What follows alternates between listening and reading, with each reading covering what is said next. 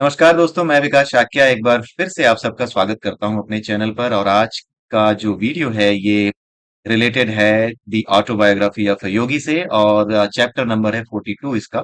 और जैसा कि आपको पता है कि हर चैप्टर को एक समराइज्ड व्यू में मैं आपके सामने रख रहा हूं। बेसिकली जो कुछ एक्सपीरियंसेस मेरे रहे हैं या फिर जो कुछ मेरी अंतरात्मा कहती है कि हाँ, इस चीज को मैंने ऐसे समझा है या फिर ऐसे समझा जाना चाहिए था। मुझे इन शब्दों का अर्थ जो अलग अलग चैप्टर्स में लिखा है, उन शब्दों का अर्थ मुझे जिस तरीके से लेना चाहिए था, उन जिस तरीके से मैंने लिया है, उस तरीके से लिए हुए शब्दों को, उन भावों को मैं आपके सामने रखता हूँ। तो इस चैप्टर में भी, चैप्टर नंबर 42 में भी, जैसा कि मैंने आपको पहले बताया है कि बहुत से चैप्टर ऐसे हैं जिसमें कुछ समझने लायक नहीं है।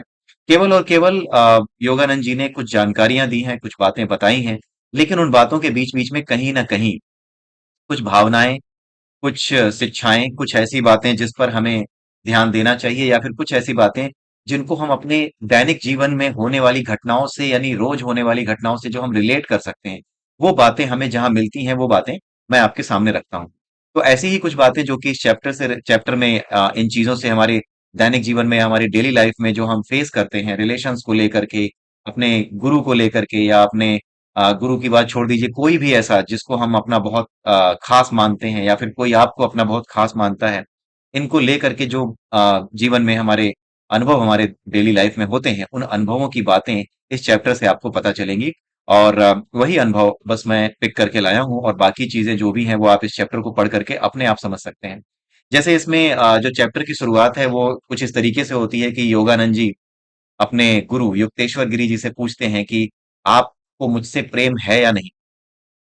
मैं जानता हूं कि आप मुझे बहुत पसंद करते हैं, मैं जानता हूं कि आप मुझे अपने प्रिय शिष्यों में से मानते हैं, लेकिन क्या आपको मुझसे प्रेम है? क्या इतना प्रेम जो कि एक ईश्वर को अपने भक्त से हो सकता है, क्या उस स्तर का प्रेम क्या आपको मुझसे है? तो युक्तेश्वर गिरी जी एक बड़ा ही सीधा सा आंसर देते हैं, बहुत आसान सा आंसर देते हैं जो हमारे और आपको भी समझना चाहिए।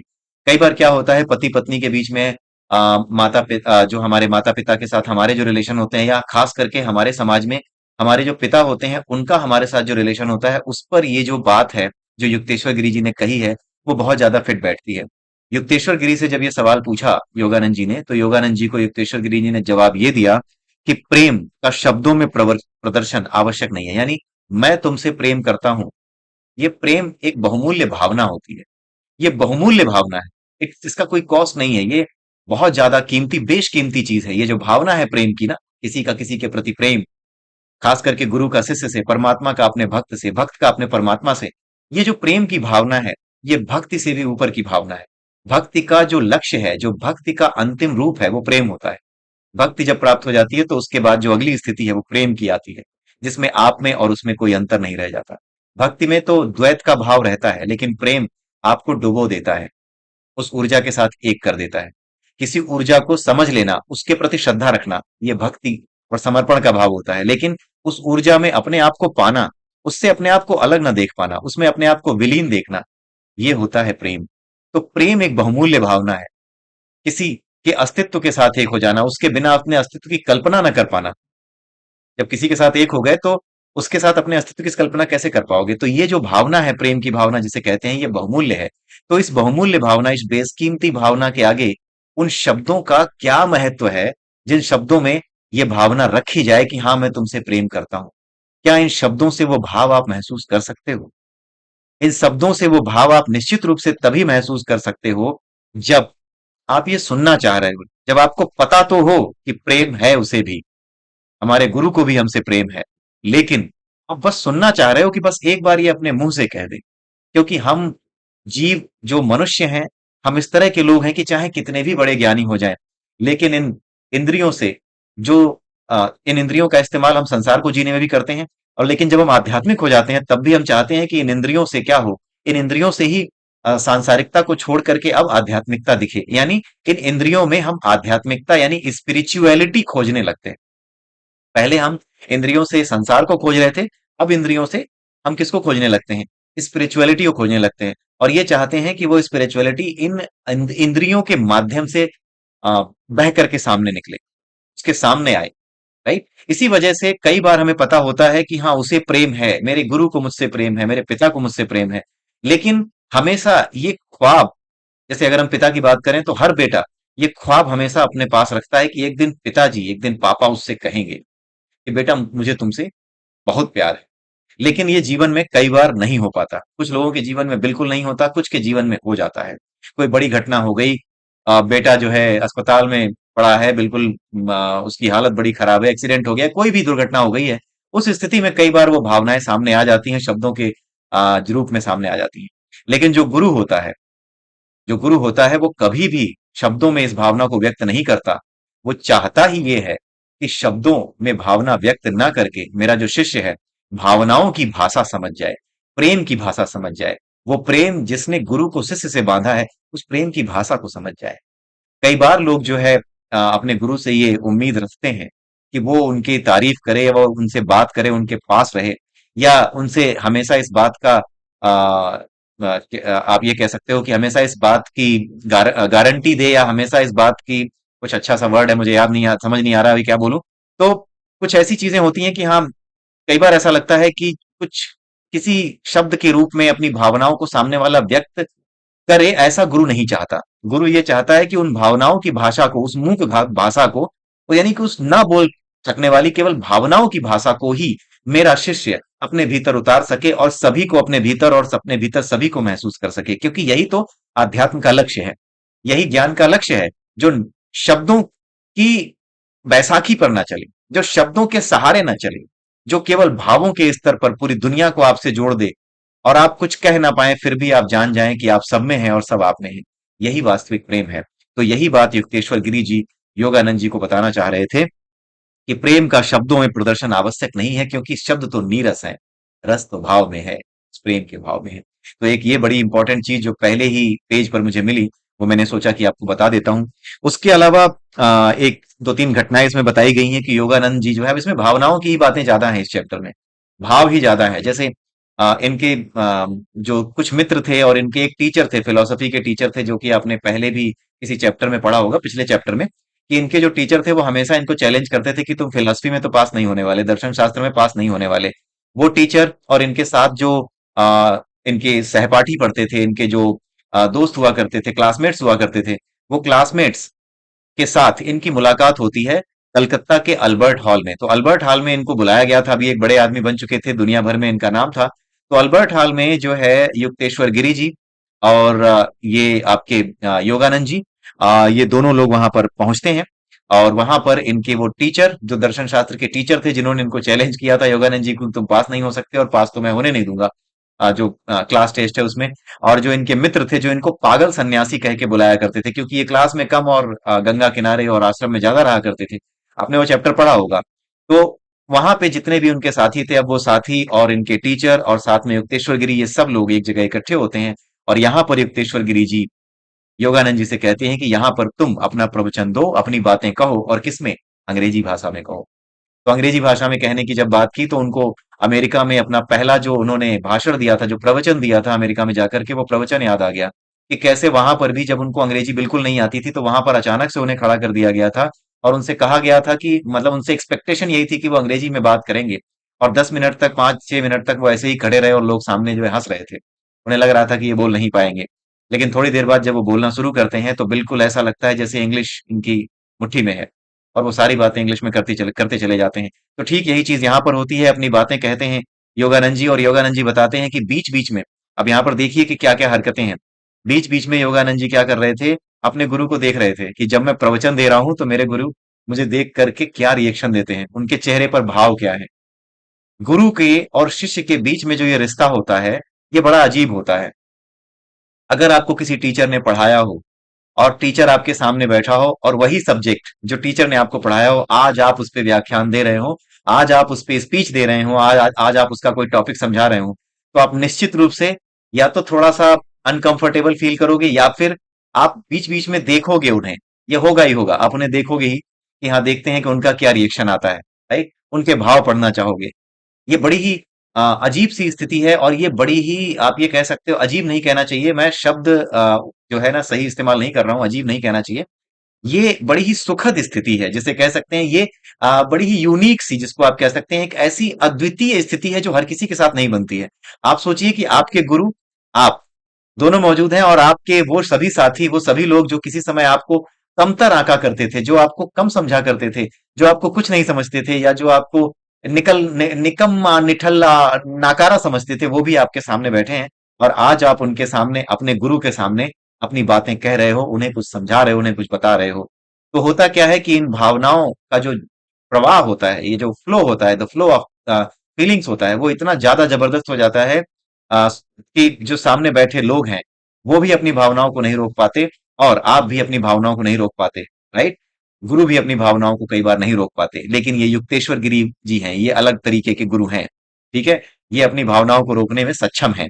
तो वहां पर उन्होंने बताया, योगानंद जी ने, कि मैं अपने सभी साथियों के सामने बैठा था, अपने टीचर के सामने, फिलोसफी के टीचर के सामने अपनी बातें कह रहा था। युक्तेश्वर गिरी जी मुझे देख करके प्रसन्न लग रहे थे, उनके चेहरे के भाव से मैं जान पा रहा था। और उन्होंने बताया कि मेरे जो फ्रेंड्स बैठे थे, उनकी आंखों में भी आंसू थे। मुझे भी बड़ा अच्छा लग रहा था, मैं भी थोड़ा इमोशनल हो रहा था। ये सारी बातें उन्होंने बताई हैं। तो इन इमोशनल चीजों से आप कनेक्ट कर सकते हैं कि जीवन में संघर्ष कितने भी आते हैं, लोग आपको कुछ भी कहते हैं, लोग आपको उल्टा सीधा भी कह देते हैं, लेकिन अगर आप सही रास्ते पर चल रहे हो, अगर आपका निश्चय दृढ़ है, तो उन सभी लोगों के सामने एक दिन आप सम्मान के पात्र बनोगे ही बनोगे। सम्मान की इच्छा नहीं करनी चाहिए, लेकिन जब हम परेशान होते हैं, तो हम यही सोचते हैं कि बताओ यार, मुझे क्या क्या झेलना पड़ रहा है, ये लोग मुझसे ऐसा कह देते हैं। ये सभी के साथ होता है, इसमें कोई गलत बात नहीं है। ये हो जाता है, जब तक हम कोई सिद्ध पुरुष तो है नहीं, हमारे साथ भी हो जाता है, आपके साथ भी हो जाता है, किसी के भी साथ हो सकता है। लेकिन ईमानदारी से इसको स्वीकार करना कि हाँ, मैं अभी पीछे हूं, अभी मैं उस स्तर पे नहीं हूं, अभी मैं ज्ञानी नहीं हूं, अभी मैं कोई ऐसा व्यक्ति नहीं हूं जो अपनी भावनाओं को रोक सके। झूठ मूठ अपनी भावनाओं को रोक लेना और अंदर कुढ़ते रहना, अंदर जलते रहना, अंदर से सड़ते रहना, ये कोई आध्यात्म नहीं है।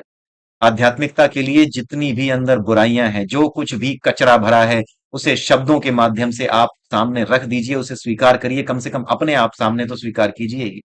अपनों के सामने स्वीकार कीजिए, जिसे आप अपना परम मित्र समझते हो। आपका परम मित्र भी आपका गुरु होता है। आपका सबसे नजदीकी जो रिश्तेदार है, जिससे अपने आप अपनी हर बात कह सकते हो, वो भी आपका गुरु होता है। उसके सामने कह डालिए, खुद से तो कही डालिए कि हाँ, मैं जानता हूं कि मैं ये गलती कर रहा हूं, हाँ, मैं जानता हूं कि ये सही नहीं था। तो ये भावनाएं आपको अपने पास नहीं रखनी चाहिए, जो आपको बेचैन रखती हैं, जो आपको बांध कर रखती हैं।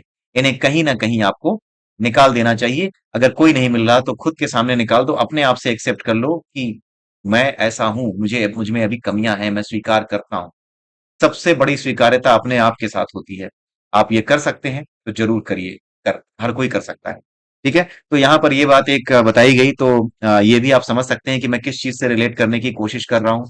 गुरु, शिष्य, आपके मित्र, आपके जो सखा हैं, आपके जो माता पिता हैं, उन सब के जो भाव भाव हैं, वो एक दिन अपने आप आपको सम्मान देंगे। एक दिन आपको उस भाव से देखेंगे, उस भाव का अनुभव कराएंगे, जिस भाव को आप सदैव से देखना चाहते थे। आपको खुशी होगी, लेकिन आप ये नहीं सोचेंगे कि हाँ, इस खुशी के लिए आपने आज का दिन चुना था। ये आपके साथ हो जाएगा। आपको बिल्कुल खुशी या बिल्कुल दुख का या फिर बिल्कुल किसी और चीज का एहसास ही नहीं होगा। सुख दुख का एहसास नहीं, ये सुख का एहसास नहीं होता। ये एहसास एक अलग तरीके का एहसास होता है, जिसमें आप कृतज्ञ हो जाते हो इस पूरी प्रकृति के, जिसमें आप कृतज्ञ हो जाते हो परमात्मा के, कि परमात्मा कितना महान है, जिसकी शरण में मैं गया, उसने कभी मुझे झुकने नहीं दिया। राइट? और फिर वो जो चीज होती है कि मुझे झुकने नहीं दिया, ये बड़ी तुच्छ हो जाती है आपके सामने। आप ये नहीं सोचते हो, देखो मेरे परमात्मा ने मुझे झुकने नहीं दिया, आप ये भी नहीं सोचते हो। आप बस ये जानते हो कि परमात्मा सबका ख्याल रखता है। इस बात का अनुभव कर सकते हो कि परमात्मा सबका ख्याल रखता है, उसने मेरा भी ख्याल रखा।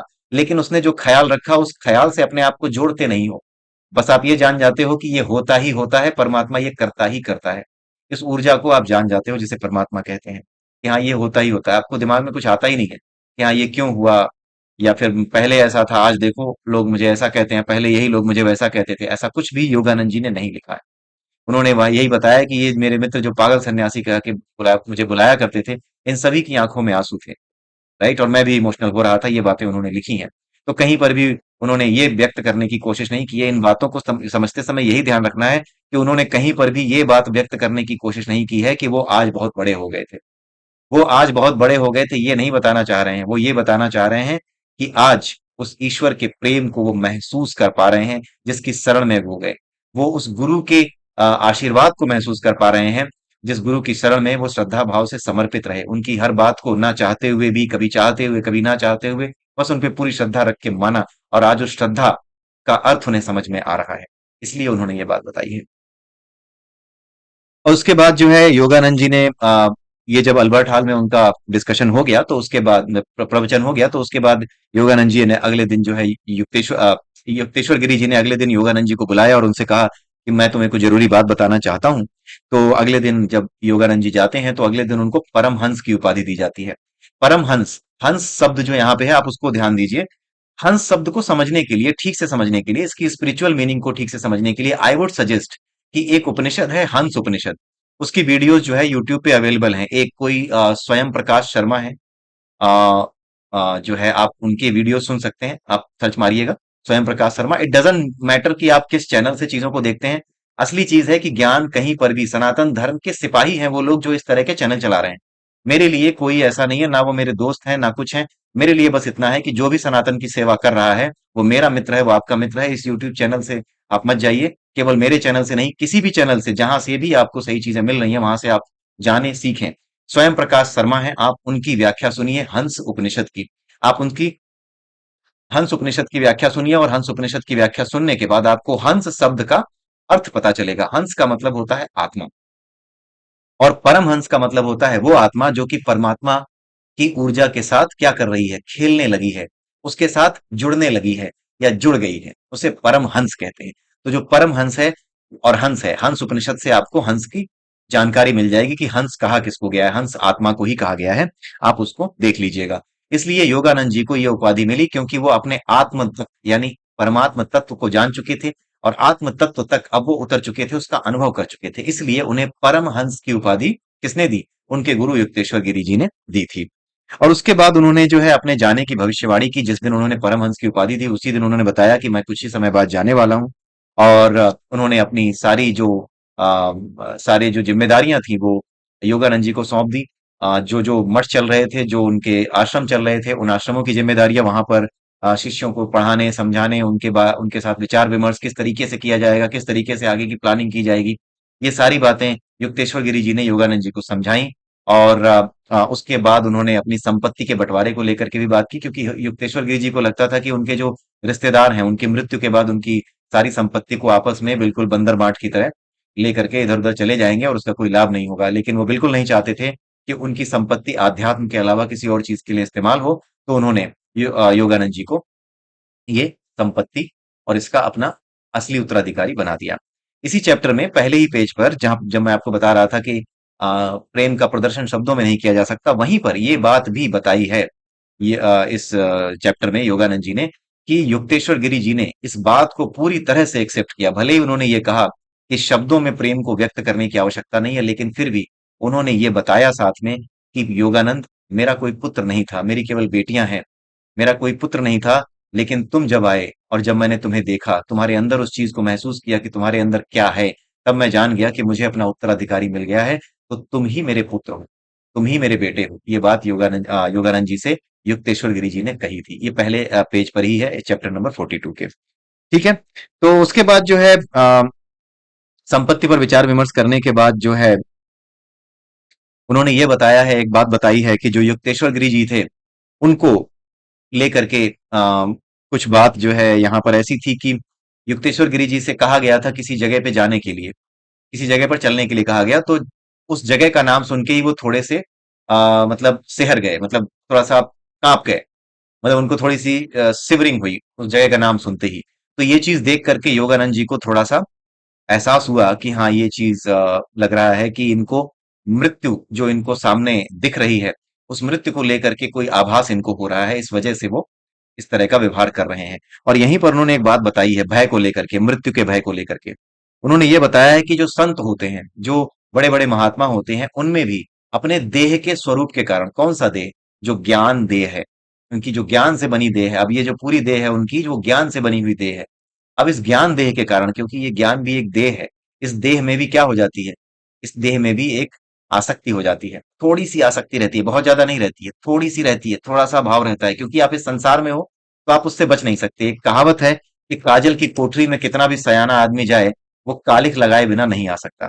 वही स्थिति यहाँ पर पतंजलि जी ने बताई है और उसी का रेफरेंस देकर के योगानंद जी कह रहे हैं कि भले ही युक्तेश्वर गिरी जी, उनको सब सिद्धियां प्राप्त थी, उनको सब कुछ पता था, वो एक बहुत बड़े संत थे, लेकिन फिर भी पतंजलि जी ने कहा है कि चाहे कितना भी बड़ा संत हो, लेकिन अपने ज्ञान स्वरूप के कारण, अपने स्वरूप के कारण, अपनी देह के कारण, अपने देह स्वरूप के कारण, संत देह स्वरूप के कारण, जिसमें ज्ञान है, उसके कारण थोड़ी सी आसक्ति, थोड़ी सी अटैचमेंट अपने शरीर से उनको रहती है, जो भी बड़े बड़े संत महात्मा होते हैं।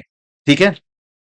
तो युक्तेश्वर गिरी जी ने जब ये बातें सुनी, मतलब ये बातें जब उनसे डिस्कस हो रही थी, योगानंद जी से डिस्कस क्या हो रही थी, आप ये समझ जाइए कि युक्तेश्वर गिरी जी ने अपने जाने के बारे में जब बताया, तो युक्तेश्वर गिरी जी ने योगानंद जी को कहा कि कई बार समस्या ये होती है, आप ध्यान से समझिएगा, कई बार समस्या ये होती है कि एक पंछी जो कि पिंजरे में है, जैसे आप इस संसार में आते हो, तो ये संसार आप, कुछ लोगों के लिए क्या है, ये संसार ही सब कुछ है, जबकि इस संसार से जाना उन्हें पता है। लेकिन जो ज्ञानी होता है वो जान जाता है कि ये संसार केवल एक कैद है, ये एक पिंजरा है। इस पिंजरे में ही अपने सारे कर्मों को भोग करके जाना है, ये कैद है। जैसे जेल में आपको डाला जाता है कि अपने कर्मों का भुगतान करो, वहां पे खाना पीना रोटी सब मिलती है, ऐसा नहीं कि आपको मार दिया जाता है। आप मरने नहीं जाते हो जेल में, जेल में जो आप अपने अपने अपराध किया उस अपराध के बदले आपको डाला जाता है। आप तो पहले ही एक जेल में हो इस संसार में, उसके बाद एक जेल और आपको मिल जाती है, ये तो बहुत बुरी हालत है, जेल के भीतर जेल में होना तो बड़ा बुरा हाल है। तो जेल के भीतर जब आप जेल में जाते हो, तो उस जेल में क्या होता है कि आपको खाना पीना सब मिलता है, लेकिन अपने कर्मों का भुगतान करने के बाद आपको छुट्टी मिलती है। लेकिन होता क्या है, उस जेल में रहने वाला कैदी जब कई साल, 7 साल 8 साल जब वहां रह लेता है, वहां के अपने दोस्तों से, अपने साथियों से उसके संबंध जुड़ जाते हैं, वो संबंध उसके प्रगाढ़ हो जाते हैं, दोस्त बन जाते हैं, कोई भैया बन जाता है, किसी को पिता समान समझने लगता है। तो इन संबंधों को, जो कि उनसे मिलने की वजह से बने, कभी जिनको वो जानता तक नहीं था, इन संबंधों के बनने के बाद जब उसके रिहा होने का समय आता है, तो रिहा होने के समय भी उस कैदी को कई बार ये लगता है कि काश मैं रिहा ना हो रहा होता, मैं यहीं रह जाता।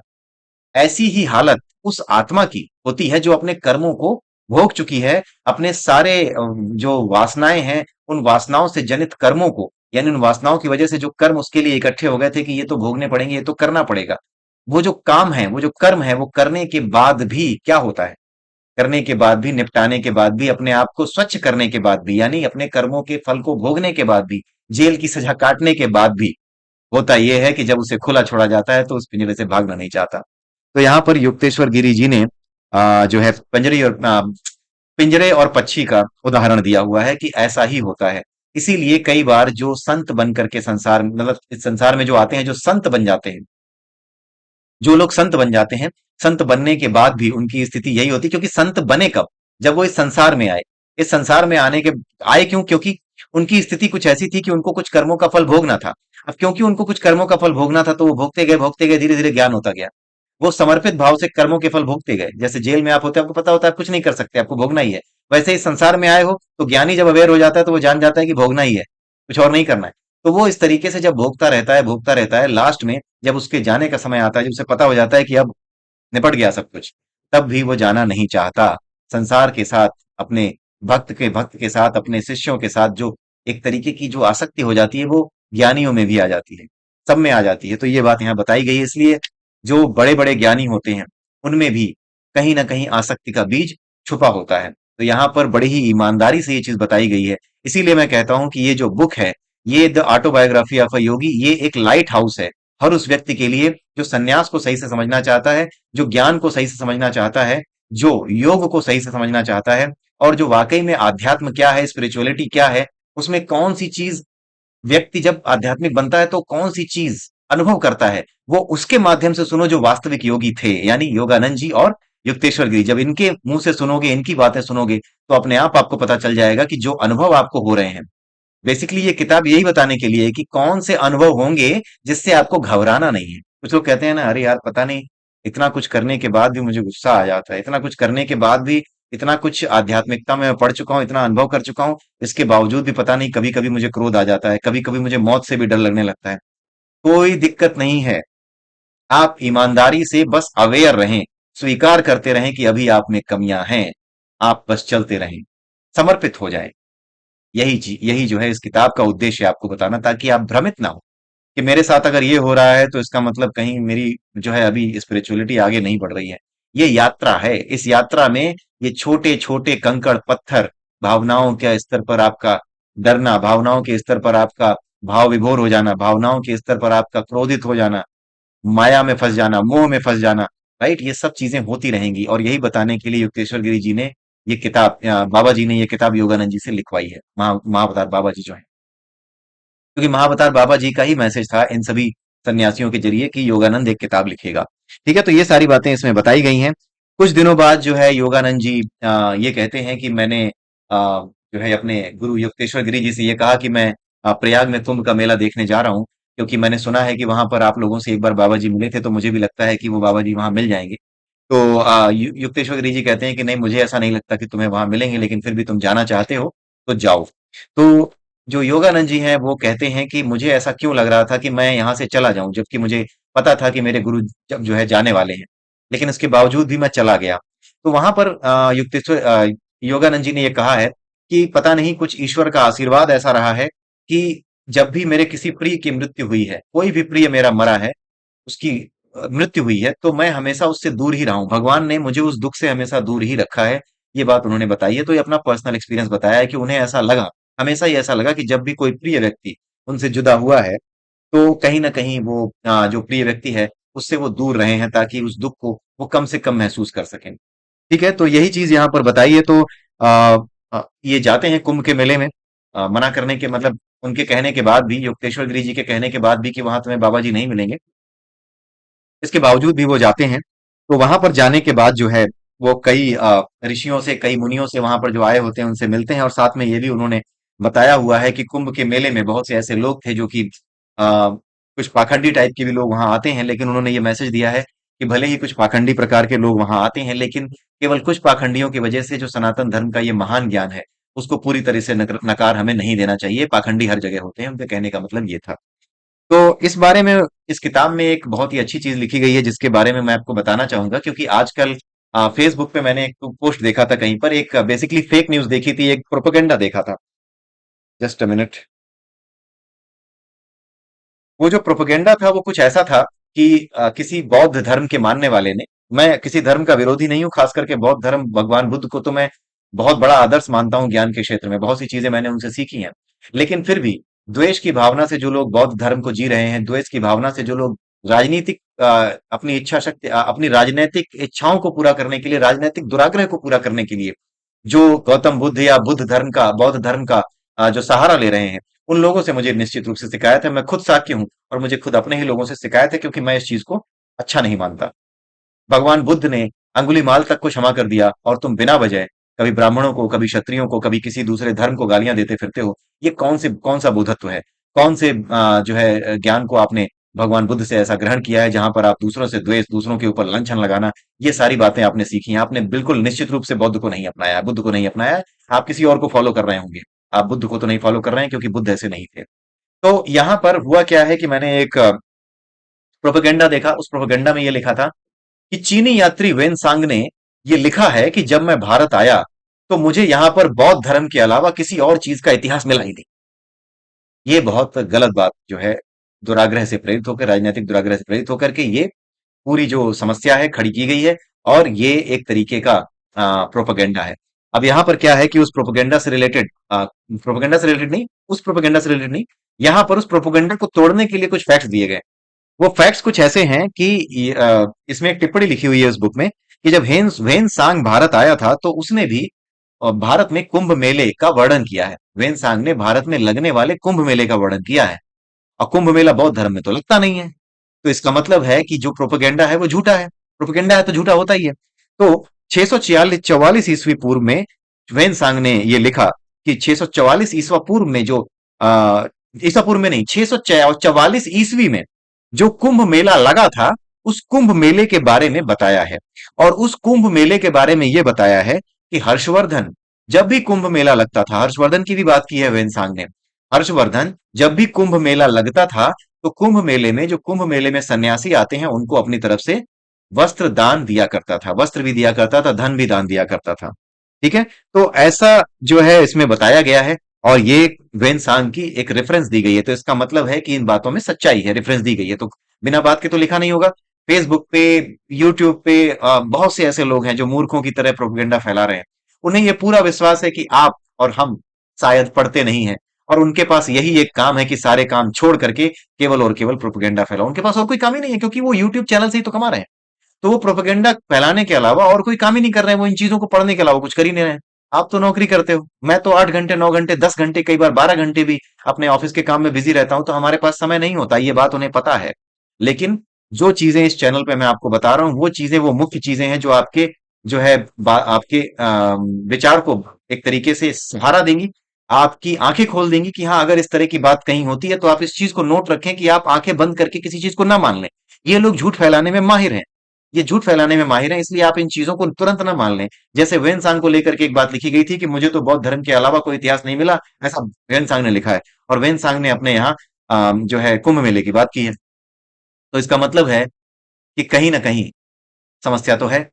वेनसांग फाहियान सबके बारे में लिखा, लेकिन फाहियान वेनसांग सबने भारत की संस्कृति के बारे में बहुत कुछ बताया है, केवल बौद्ध धर्म के बारे में नहीं बताया। बौद्ध धर्म महान धर्म है, मानता हूं, मानना क्या वो है, लेकिन इस तरह की तुच्छ गतिविधियां, इस तरह की ओछी हरकतें करना उन लोगों को तो खासकर शोभा नहीं देता जो भगवान बुद्ध के वंशज हैं, शर्म आनी चाहिए। ठीक है। तो 644 ईस्वा पूर्व में हर्षवर्धन अपने पूरे राजकोष को एक बार उन्होंने जो है दे दिया था कुंभ मेले के सन्यासियों को, पूरे राजकोष को खाली कर दिया था उनको देने के लिए।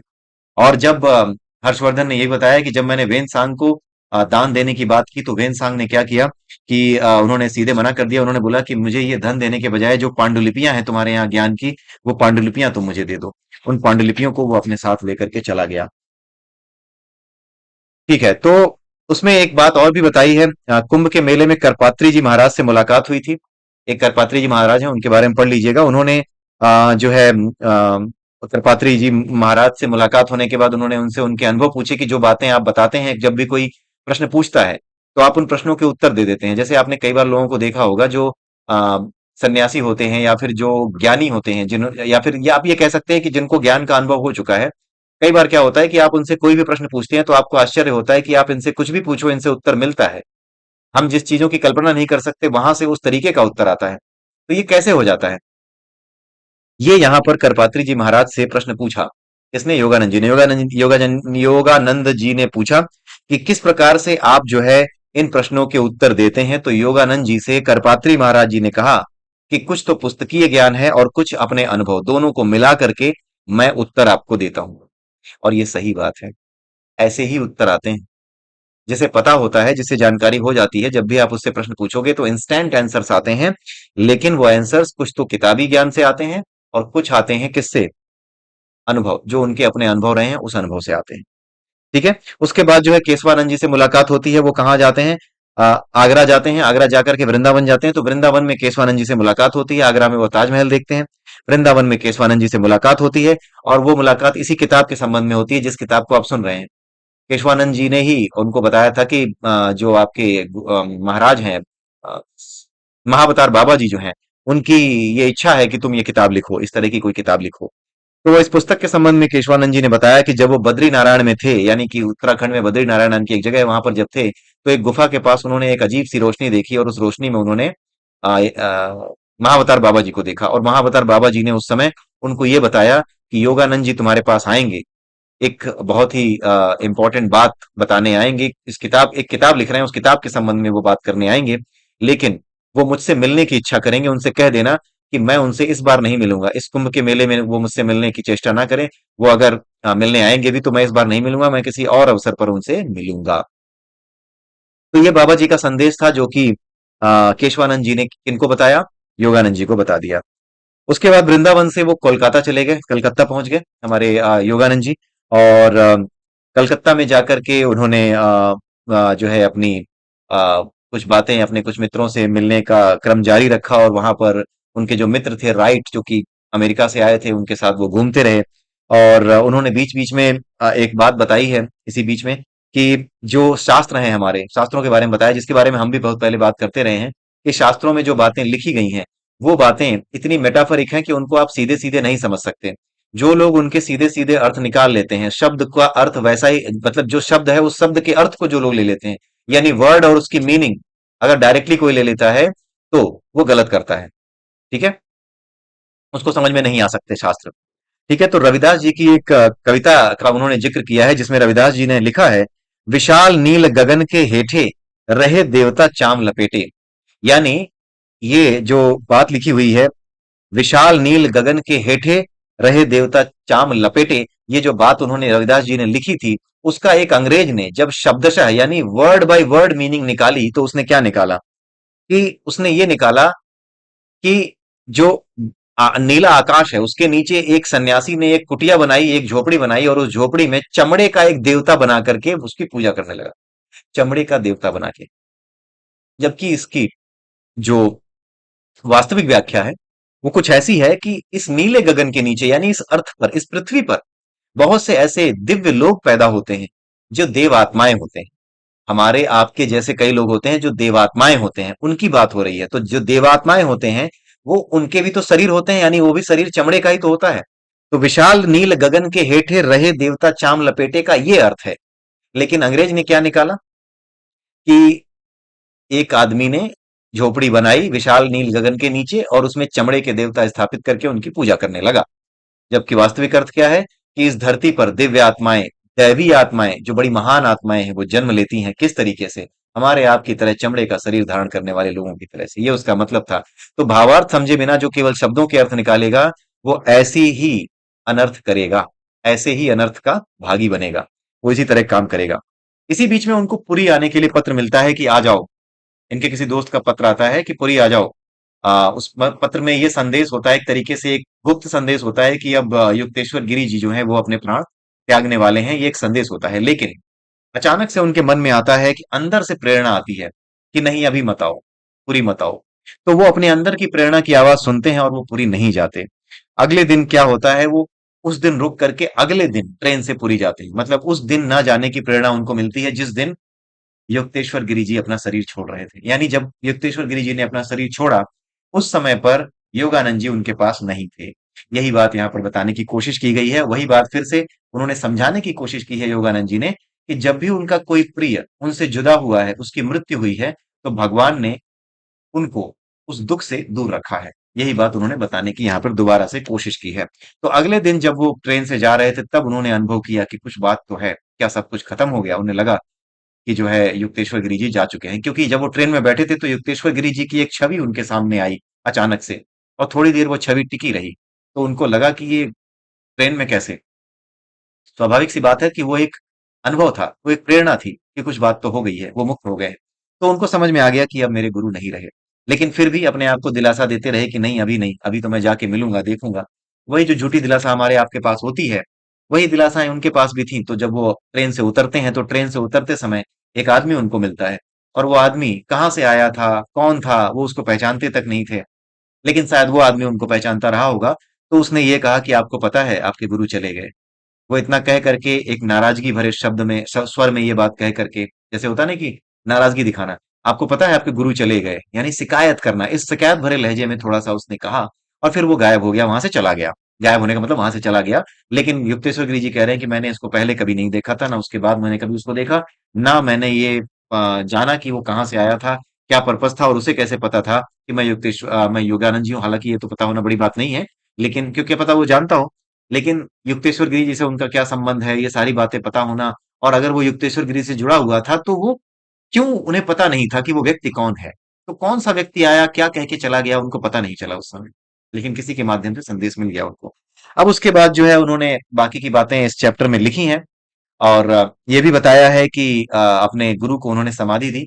जितने भी बड़े बड़े संत होते हैं, हमारे यहाँ परंपरा ये थी कि संतों का दाह संस्कार नहीं किया जाता है, क्योंकि उनकी जो देह होती है, उनका जो शरीर होता है, उसका दाह संस्कार पहले ही हो चुका है, होता है। कैसे?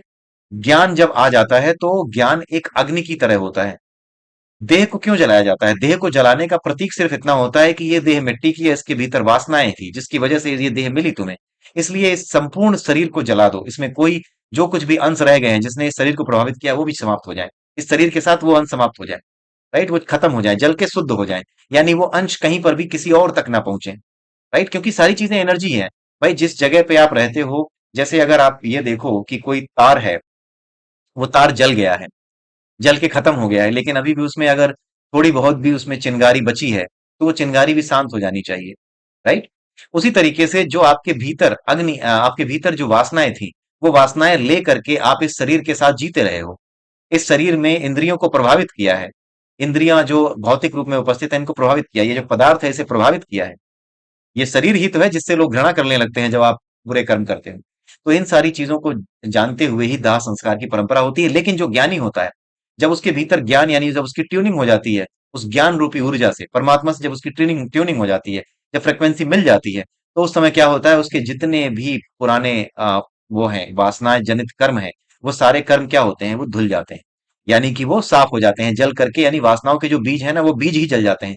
बीज ही तो पेड़ बनता है, लेकिन जब बीज को ही जला दोगे, किसी बीज को ही जला दोगे और जब जमीन में बो दोगे, तो फिर तो क्या ही पेड़ बनेगा, वो तो जला हुआ बीज है। उसके अंदर से तो जीवन का मतलब ही समाप्त हो गया। तो अग्नि जो है सब कुछ शुद्ध करती है, सब कुछ समाप्त करती है। लेकिन जो पहले ही ज्ञान अग्नि में भस्म हो चुका हो, उसको दोबारा नहीं जलाया जाता। ज्ञानी संतों को हमेशा समाधि दी जाती है। ठीक है, तो उनको समाधि दी गई, ये बताया गया। आप पढ़ लीजिएगा डिटेल में क्या दिया गया है।